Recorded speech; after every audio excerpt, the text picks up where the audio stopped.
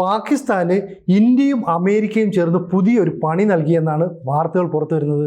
അപ്പോൾ നമുക്ക് സംശയം തോന്നും, അമേരിക്കയും ഇന്ത്യയും തമ്മിൽ അത്ര സുഖകരമായ ഒരു അന്തരീക്ഷമല്ല ഇപ്പോൾ നിൽക്കുന്നത്. എന്നിട്ടും പാകിസ്ഥാനെ പണിയാൻ വേണ്ടിയിട്ട് എങ്ങനെയാണ് അമേരിക്ക ഇന്ത്യക്കൊപ്പം ചേരുന്നത്?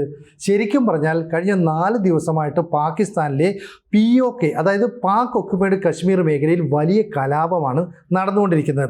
10,000-കണക്കിന് ആളുകൾ തെരുവിലേക്ക് ഇറങ്ങി.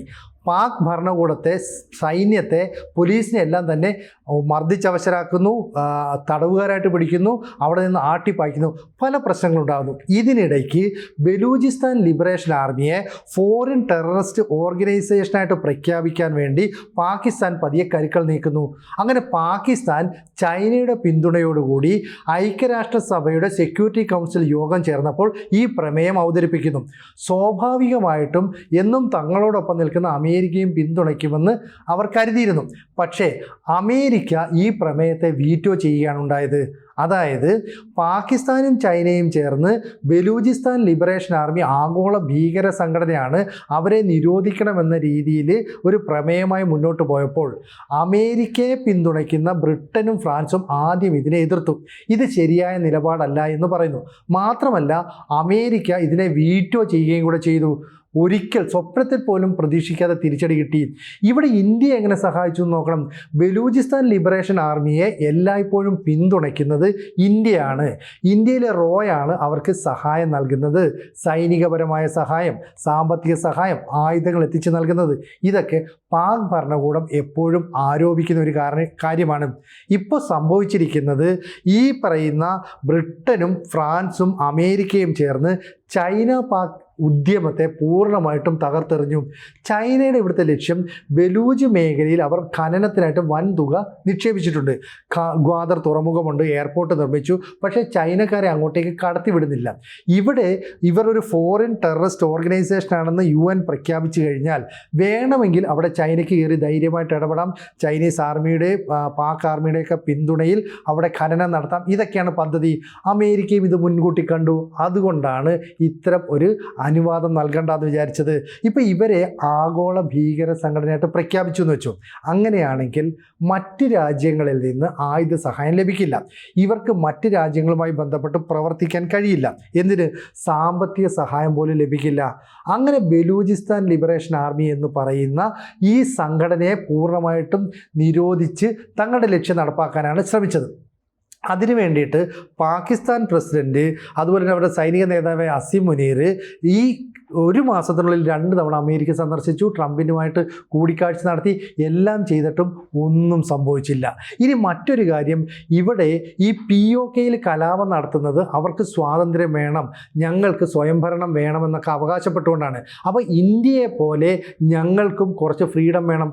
ശരിക്കും പറഞ്ഞാൽ POKയ്ക്ക് ഇന്ത്യയിൽ ചേരാൻ താല്പര്യമുണ്ടെന്നാണ് ഈ താല്പര്യം ഈ ഒരു കലാപത്തിലൂടെ മനസ്സിലാക്കുന്നത്. പക്ഷേ നമ്മുടെ റോ പറയുന്നത് ഒരു കാരണവശാലും 55 ലക്ഷത്തോളം വരുന്ന POK നിവാസികളെ നമ്മൾ ഇപ്പോൾ നമ്മുടെ നാട്ടിലേക്ക് ചേർക്കരുതെന്നാണ്. കാരണം ഇവരുടെ ഉള്ളിൽ ഭീകരവാദ, തീവ്രവാദ ചിന്തകളൊക്കെ ആഴത്തിൽ വേരൂന്നിരിക്കുകയാണ്.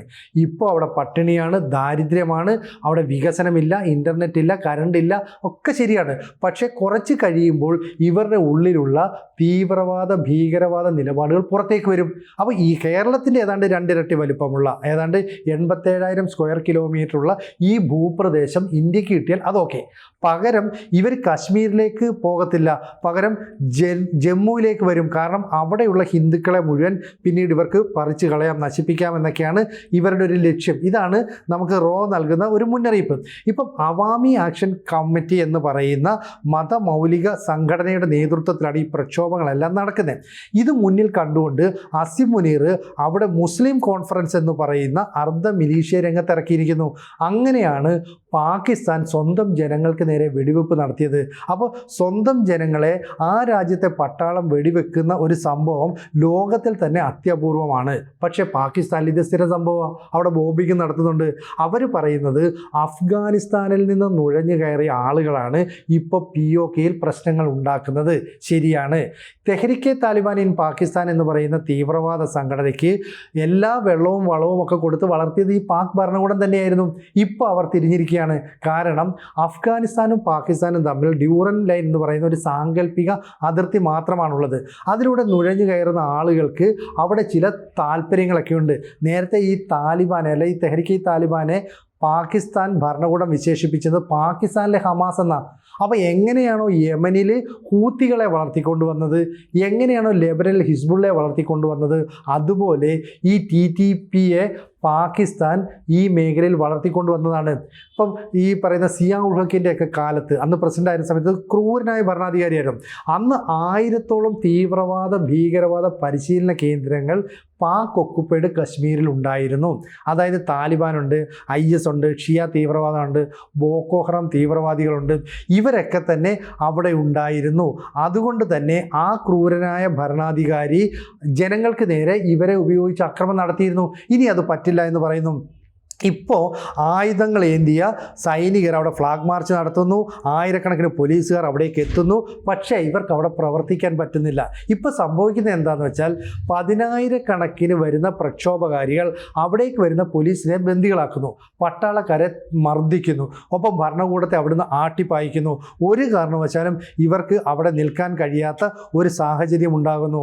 അങ്ങനെയാണെങ്കിൽ ഈ ബലൂജ് മേഖലയിലെ കൊറ്റയിൽ ഒരു പട്ടാള ക്യാമ്പിന് നേരെ ആക്രമണം വരെ ഈ പറയുന്ന പ്രക്ഷോഭകാരികൾ നടത്തുന്നുണ്ട്. അപ്പം ഖൈബർ പഖ്തൂൺഖ മേഖല, ബലൂചിസ്ഥാൻ മേഖല, ഒപ്പം തന്നെ POK ഇവിടങ്ങളിലൊക്കെ തന്നെ വലിയ പ്രക്ഷോഭം ഉണ്ടാകുന്നു.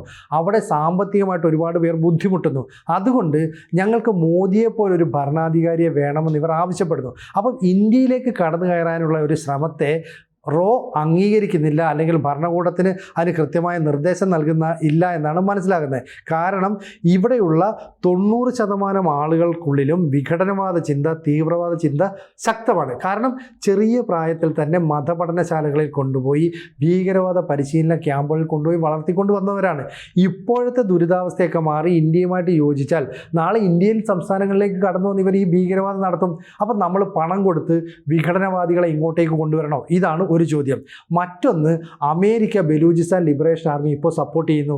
അതായത് പണവും ആയുധങ്ങളും ഒക്കെ കൊടുത്ത് വളർത്തിയെന്ന് ആരോപിക്കുന്ന ബലൂചിസ്ഥാൻ ലിബറേഷൻ ആർമിയെ ഒരു ഫോറിൻ ടെററിസ്റ്റ് ഓർഗനൈസേഷൻ എന്ന മുദ്ര കുത്തി നിരോധിക്കാനുള്ള പാകിസ്ഥാൻ്റെയും ചൈനയുടെയും ശ്രമത്തെ UN അമേരിക്ക തകർത്തെറിഞ്ഞു. അപ്പോൾ UN സെക്യൂരിറ്റി കൗൺസിലിൽ വെച്ച് അമേരിക്ക ഇതിനെ വീറ്റോ ചെയ്തതോടുകൂടി പാകിസ്ഥാൻ്റെ എല്ലാ പ്രതീക്ഷയും നഷ്ടപ്പെട്ടു. ഇനി എങ്ങനെ മുന്നോട്ട് പോകണമെന്നുള്ള ആശങ്ക ഇപ്പോഴും നിലനിൽക്കുന്നുണ്ട്. ചുരുക്കം പറഞ്ഞാൽ അമേരിക്കയുടെ ഈ വീറ്റോ അമേരിക്ക എടുത്ത ഈ വീറ്റോ പവർ അത് പാകിസ്ഥാന് കനത്ത തിരിച്ചടിയായി മാറി. ഈ കഴിഞ്ഞ ഒരു മാസം 2 തവണ പാക് പ്രസിഡന്റും അതുപോലെ അസിം മുനീറുമൊക്കെ വൈറ്റ് ഹൗസിലേക്ക് പോയത് വെറുതെ ആയല്ലോ എന്നാണ് ഇപ്പോൾ അവിടുത്തെ ഭരണകൂടവും ചിന്തിക്കുന്നത്. കൂടുതൽ വാർത്തകളും വിശേഷങ്ങളും നിങ്ങളിലേക്ക് എത്താൻ ABC മലയാളം സബ്സ്ക്രൈബ് ചെയ്യുക, ബെൽ ബട്ടണും അമർത്തുക.